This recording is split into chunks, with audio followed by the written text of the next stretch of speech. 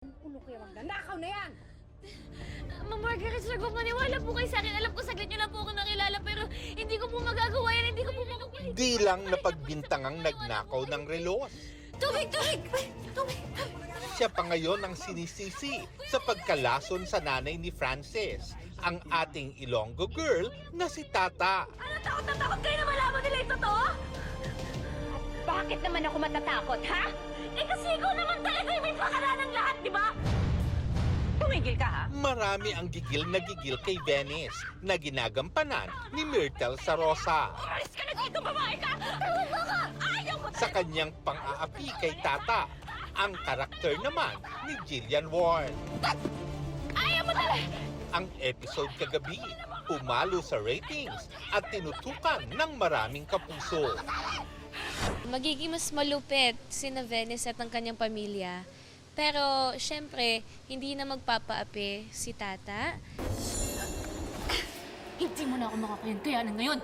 Pero ang pagsagot at paglaban ni Tata, patikim pa nga lang daw dahil soon makikilala na ang Tata 2.0. Mas may knowledge na siya, hindi na siya makakayan-kayanan ng pamilya nila Venice. Halos lahat nagbago kay Tata. Yung pananamit niya, yung pagsasalita niya, yung pag-iisip niya. Ngayon, mas strong na po yung personality niya. Excited din si Frances ma-meet ang Tata 2.0 kasi isang revelation to sa buhay niya. Baka mawindang siya sa kagandahan. Ilang taping days na lang at matatapos na ang My Ilonggo Girl. Ngayon pa nga lang, nasesepanks na raw ang dalawa.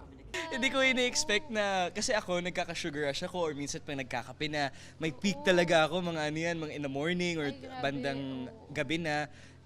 Ang di ko alam kay Jill, nagra-rush din pala siya. There's one time sa taping na ang kulit namin, Tito Lord, kahit 1 a.m. na. Sabi ko, wow, may Oo. nakapantay ng energy ko. Yeah. First time. Grabe, kasi pag nagkakape po talaga ako, alam yan ang lahat. Pag nagkape na ako, sobra talaga, Tito Lord, grabe yung energy ko. Tapos nagulat po ako, ay, mas malala pala siya. Ay, grabe yung Sa kabila niyan, di raw dito nagtatapos ang projects ni Jill at Michael. Medyo magbabakasyon lang pero mag-work pa din. Makikita niyo ako dyan kung saan-saan for now. Bago yung next project ko, may mga bagay kasi akong kailangan intayin. And ilang buwan din ang kailangan kong gawin na paghihintay. Lars Santiago, updated sa showbiz happenings.